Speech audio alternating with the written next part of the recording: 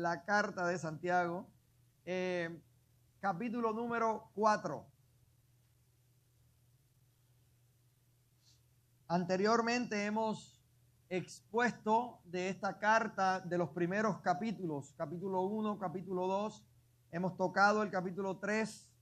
En el día de hoy quiero de manera general regalarte lo que el Señor nos dio durante hace unos días atrás acerca de esta palabra maravillosa.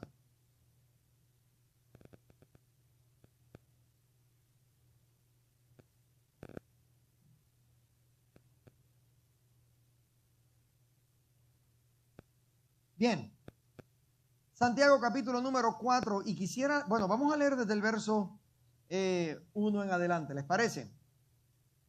Si lo tiene, dígame.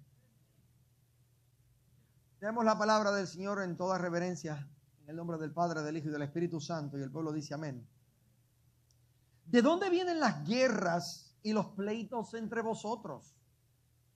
¿No es de vuestras pasiones las cuales combaten en vuestros miembros? Codiciáis y no tenéis, matáis y ardéis de envidia y no podéis alcanzar. Combatís y lucháis, pero no tenéis lo que deseáis, porque no pedís. Pedís y no recibís, porque pedís mal, para gastar en vuestros deleites. Oh almas adúlteras. Ay, Dios mío, no se asuste, este mensaje no viene con fuego y con juicio, ¿saben? Ya mismo vamos a llegar a donde queremos. ¿No sabéis que la amistad del mundo es enemistad contra Dios? Cualquiera pues que quiera ser amigo del mundo se constituye enemigo de Dios. ¿O pensáis que la Escritura dice en vano, el Espíritu que Él ha hecho morar en nosotros nos anhela celosamente? Pero Él da mayor gracia. Por esto dice, Dios resiste a los soberbios y da gracia a los humildes. Someteos, diga conmigo, someteos. Someteos pues a Dios, resistid al diablo y huirá de vosotros. Acercaos a Dios y Él se acercará a vosotros. Padre, yo te doy gloria y te doy gracias por tu palabra maravillosa, Señor. En un momento como este necesitamos escuchar tu voz, Dios del cielo, en medio, Dios de la gloria, de las circunstancias en nuestra vida. Deseamos, Señor, escuchar voz de Dios y no de hombres. Escuchar el consejo que tu palabra tiene para con nosotros. Padre, no permitas que recibamos esta palabra y que no la pongamos en acción. Ayúdanos, Señor. Danos la entereza de carácter, la fuerza y la determinación para poder, Señor, poner por obra lo que tu Espíritu nos hable en esta mañana. En el nombre de Cristo Jesús te pedimos todo. Y el pueblo dice amén. Hay unas lecciones maravillosas dentro de esta carta que escribió Santiago. En ocasiones pasadas hemos estado explicando, ¿verdad?, cómo es que aquí se trata con el tema de la fe. En un momento dado, él habla también, hace una amonestación en contra de lo que es la parcialidad.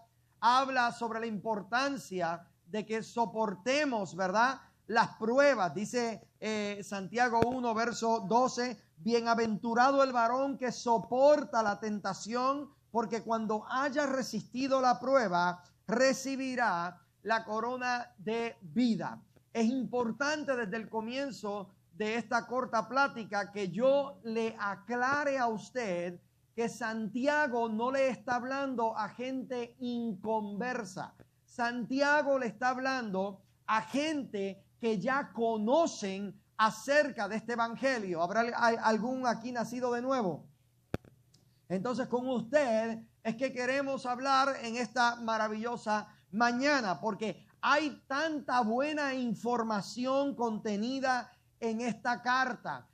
Yo comentaba con mi esposa en esta mañana que muchos teólogos no han querido ver como canónico este documento histórico. ¿Por qué? Bueno, esto se debe a varias razones. Se cree que Santiago, hermano de Jesús, escribió esta carta en el año 40, luego de Jesucristo. Y todavía él no había tenido su encuentro con el apóstol Pablo. Entonces, basado en su experiencia y con la buena intención de amonestar a esta gente, él escribe este documento. Por esta razón, muchos teólogos han sido un poco cuidadosos a la hora de extraer teología del contenido que tiene. No obstante, yo no tengo ningún problema entendiendo que lo que dijo Santiago, lo dijo porque a la gente que lo estaba escuchando simplemente necesitaba escucharlo, y hoy en día usted y yo podemos beneficiarnos acerca de las instrucciones y lecciones contenidas en este documento maravilloso.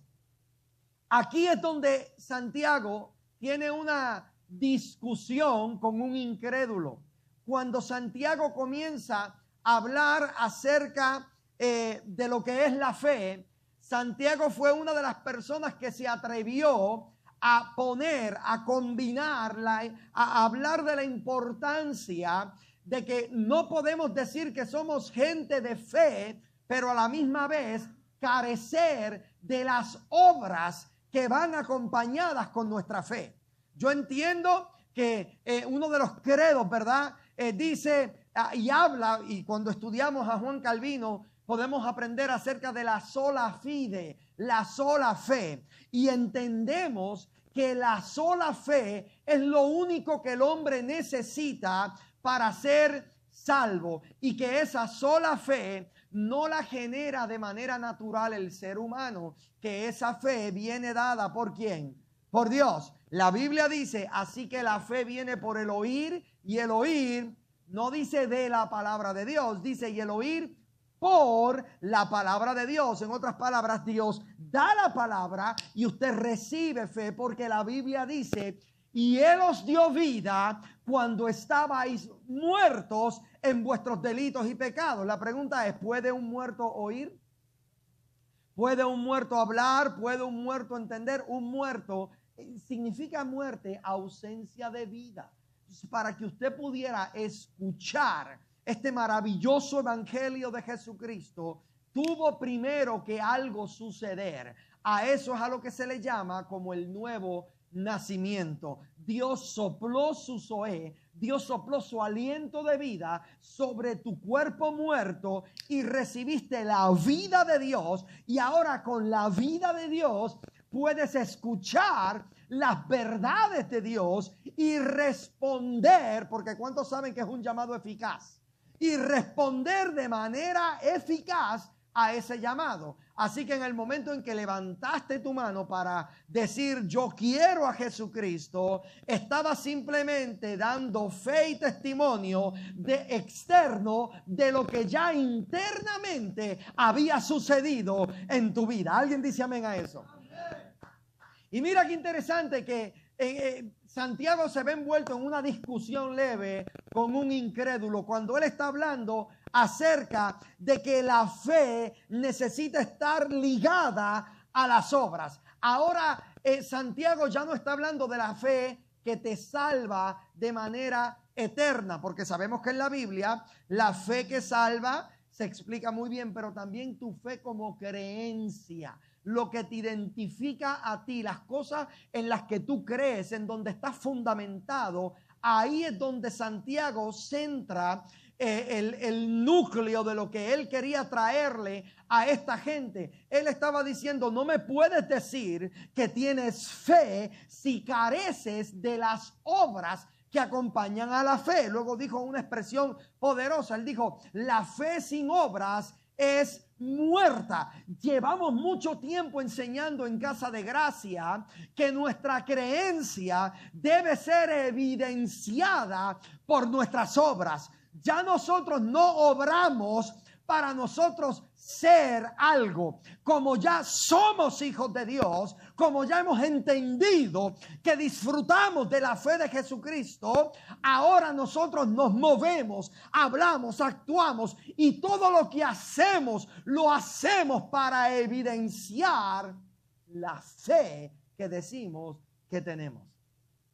Eso es muy importante entenderlo. Y aquí Santiago estaba tratando de explicarle a estos hermanos, a estos creyentes, acerca de esta fe maravillosa. Y él da inclusive un ejemplo en el verso 16 del capítulo 2. Dice, si alguno de vosotros, en el verso 15 dice, si un hermano o una hermana están desnudos y tienen necesidad de mantenimiento, y alguno de vosotros le dice, id en paz, calentados y saciados, pero no le da las cosas que son necesarias para el cuerpo, ¿de qué aprovecha?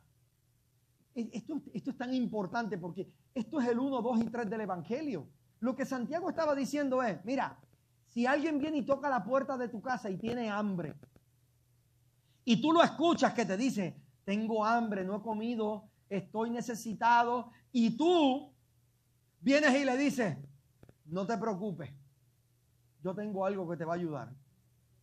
Y vas a tu sala y le traes un Nuevo Testamento y le dices, lee lo que hay aquí, que aquí hay un montón de promesas para ti. Es más, yo voy a hacer algo todavía más allá porque lo siento de Dios. Yo voy a declarar y a decretar, esa es la palabra que está de moda, hay que decretar. Yo voy a decretar una palabra ahora y acuérdate que Él da fuerzas y no solo da fuerza, Él te va a suplir. Él es tu Jehová Jireh, Él es tu santo y divino proveedor, es el Dios a quien yo le sirvo. Padre, tú le provees y la enviaste con una palabra y no le diste nada y no cooperaste con su necesidad, no hiciste nada.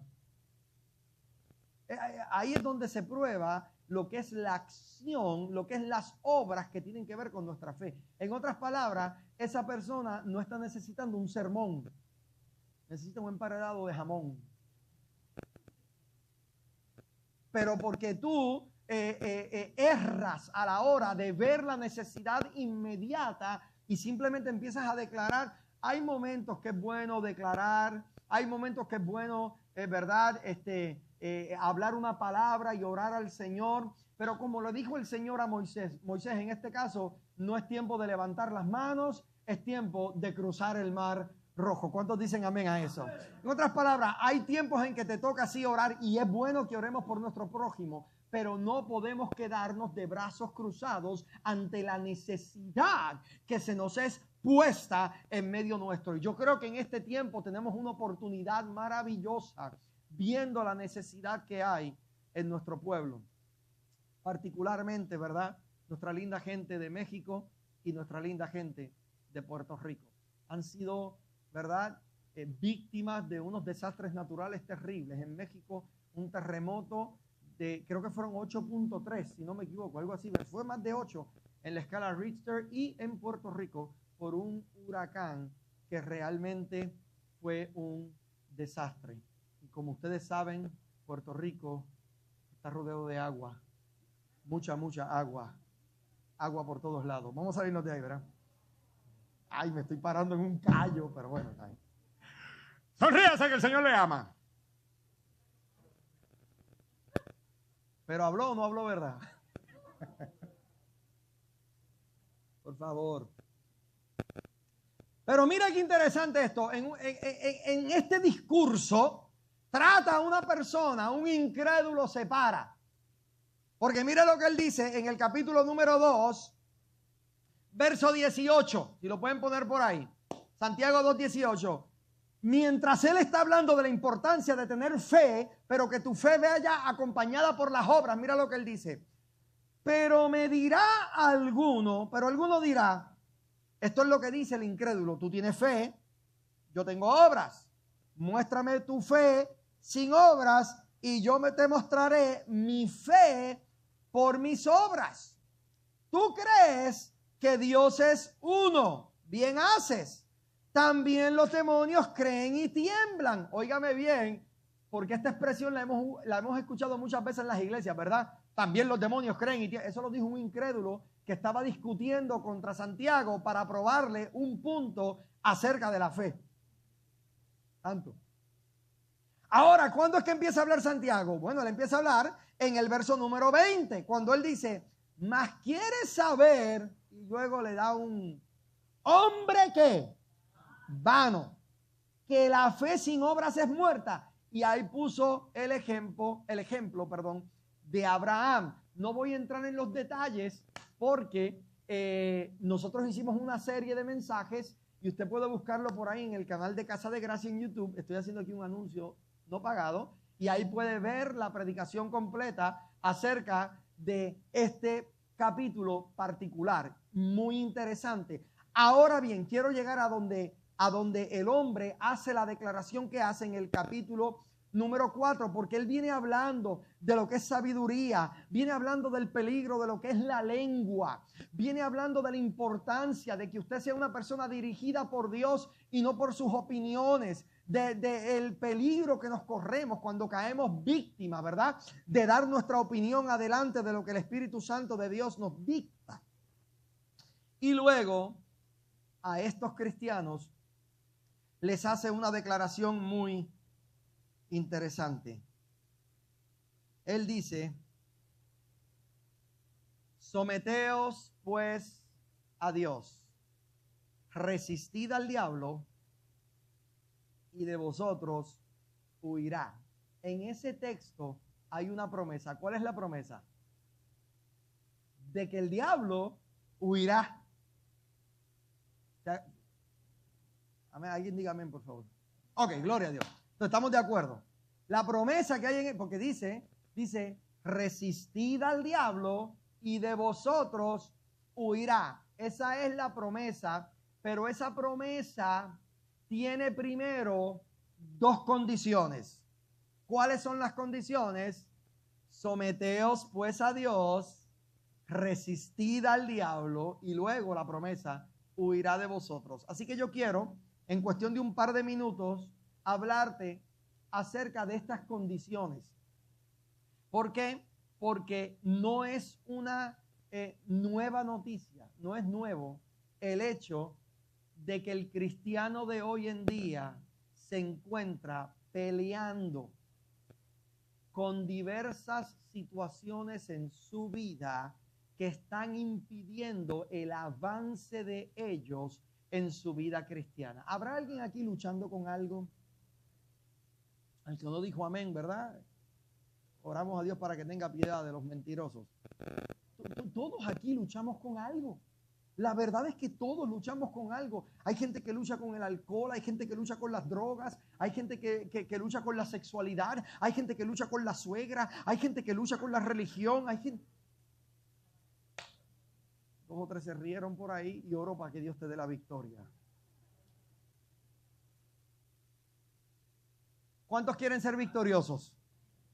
¿Cuántos desearían que el diablo, no la suegra, que el diablo los deje tranquilos?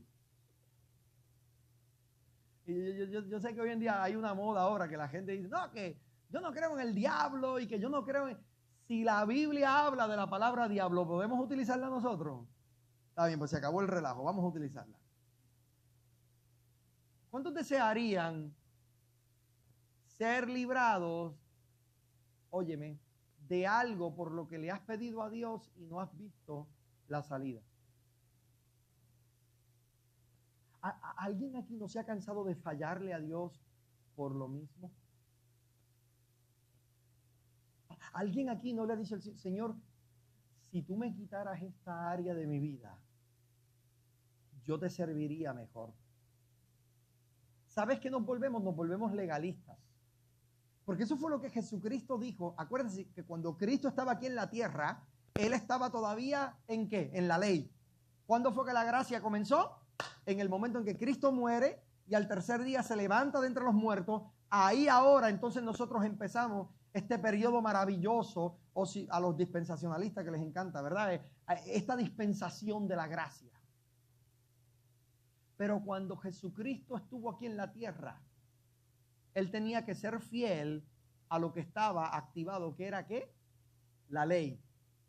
Y muchas veces todavía hoy en tiempo de gracia nosotros queremos volver a los rudimentos de la ley. ¿Por qué? Porque le decimos a Dios, Señor, si tú me arrancaras esto, yo te sería más fiel. Eso fue lo que Jesús dijo. En tiempo de ley, mira cómo Jesús hacía sentir mal a la gente. Le decía, si tu ojo te es ocasión de caer, arráncatelo.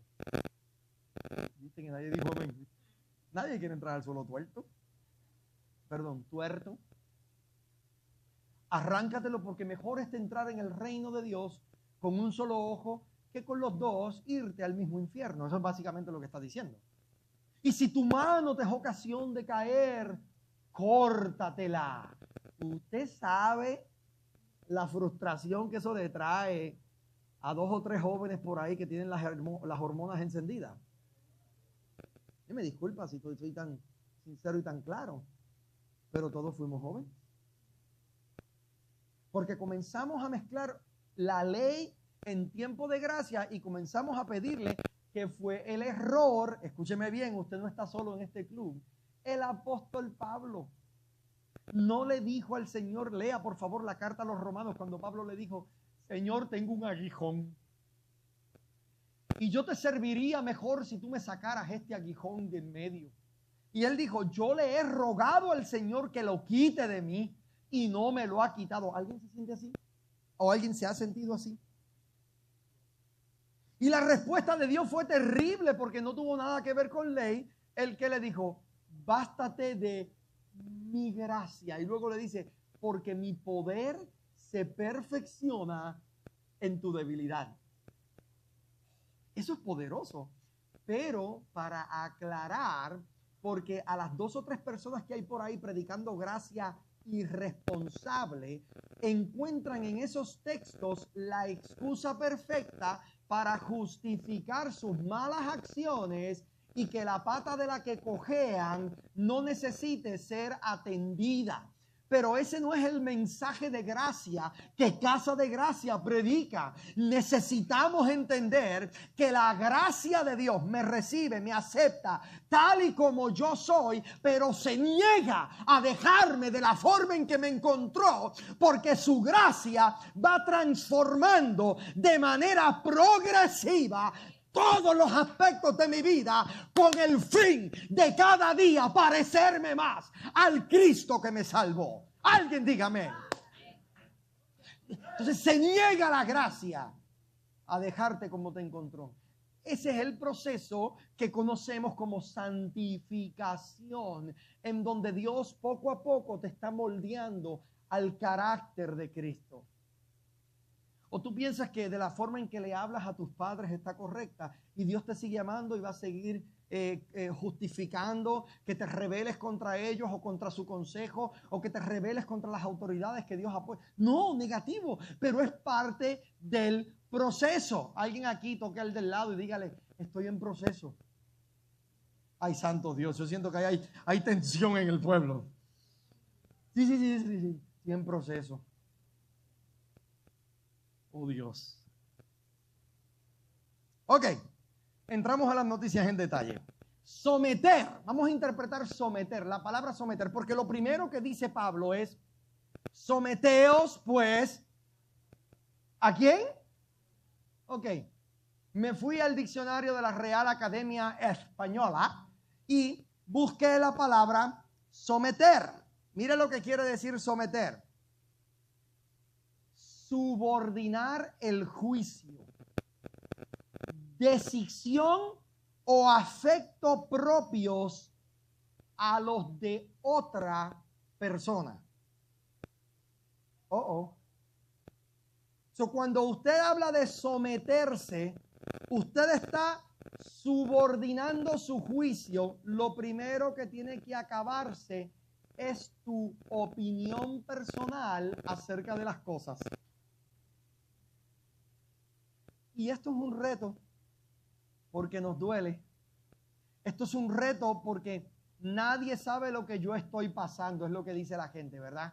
Yo tengo derecho a dudar, yo tengo derecho a enojarme, sí, pero el problema está, sí tienes el derecho, pero estás llamado a someter a Dios todo lo que tiene que ver con tu opinión personal y todo lo que tiene que ver con tu óptica. Eso fue lo que dijimos en la serie Hambre de Dios, ¿verdad? Para que te dé hambre, necesitas vaciarte primero de tantas cosas que te alejan de Dios. Entonces, podemos entender que someterse a Dios, interpreté someter en el mundo natural, de acuerdo a la Real Academia Española, someterse, subordinar el juicio o tener una decisión o afecto propios a los de otra persona. O sea, desear lo que otra persona desea y no lo que yo quiero o anhelo. ¿Quién agarró esa? En otras palabras, es morir a tus caprichos y deseos personales y vivir al capricho y al deseo de otra persona. Ok, ahora que hablamos con gente cristiana, ¿qué significa someterse a Dios? Porque en el tiempo de antes los esclavos los sometían a sus amos. Un tema delicado, ¿verdad? Porque terrible, pero eso era lo que hacían. Y los amos, a fuerza de latigazos, sometían a la gente a hacer lo que ellos querían. Ahora, cuando hablamos de someternos a Dios, estamos hablando, por favor entienda esto, someterse a Dios es alinearse con su palabra. Someterse a Dios es creer a lo que Él dice en su palabra. ¿Qué importancia tiene esto? Acuérdate que el fin es lograr la promesa. De vosotros huirá. La efectividad de cómo el enemigo huirá de ti está directamente ligada a tu habilidad de someterte y alinearte a la palabra de Dios.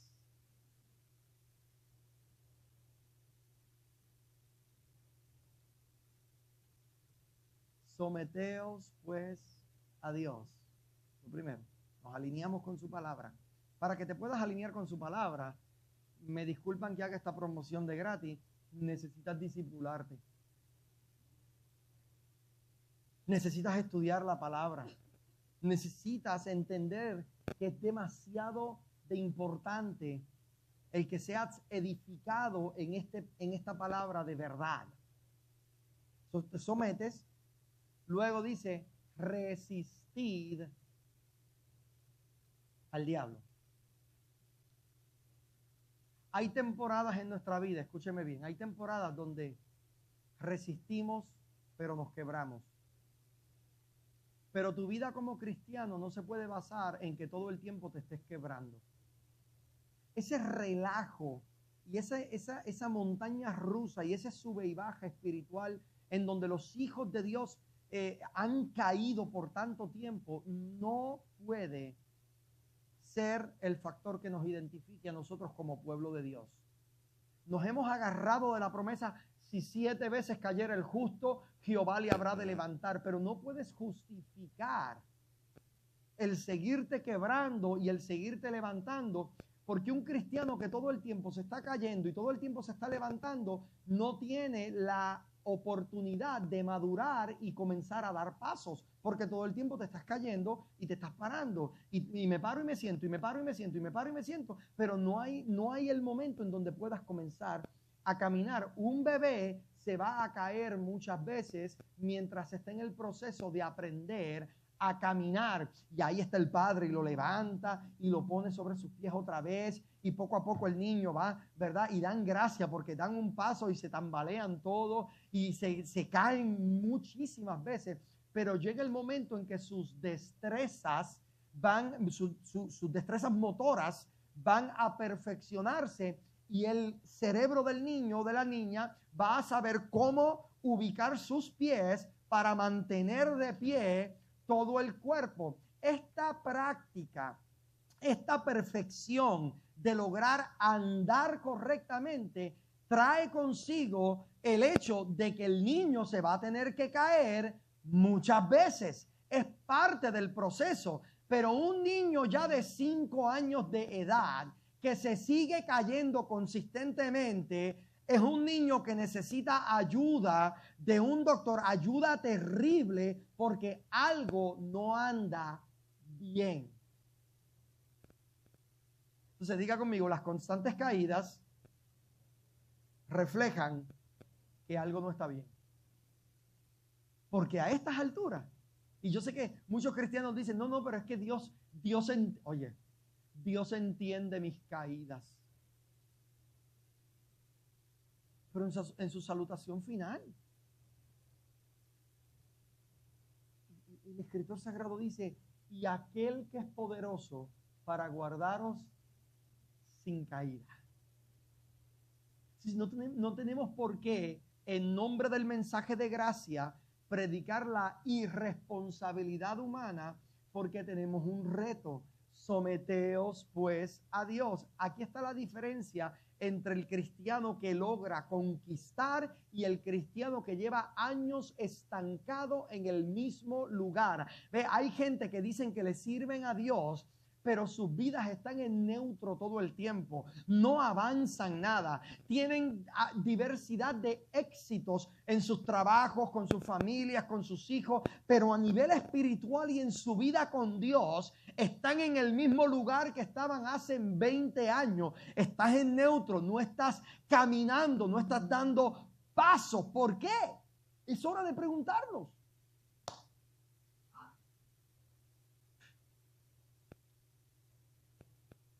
Entonces, aquí está el reto. Me someto a Dios. Pero no solamente me someto, ahora yo voy a resistirlo. En otras palabras, yo no tengo por qué experimentar la gracia de Dios en todas mis caídas y únicamente en mis caídas. Yo puedo resistirlo. Dígalo conmigo, yo puedo resistir. ¿Usted sabe la fuerza que hay en ti? Es la fuerza del Espíritu Santo de Dios. Esa fuerza no la disfrutaba David de manera permanente. David recibía visitaciones preciosas de Dios, pero se iban. Por eso era que David escribía desesperadamente, mejor me es estar un día en tus atrios que 1000 fuera de ellos, porque había momentos en la vida de David donde él podía experimentar esta gracia que hoy en día usted y yo tenemos acceso a ella las 24 horas del día.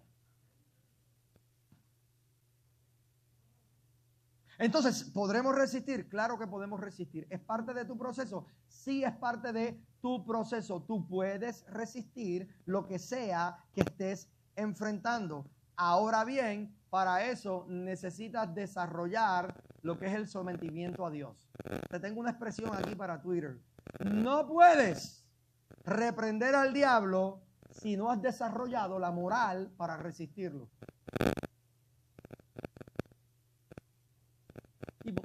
Óigame, me explico, quiero explicarme.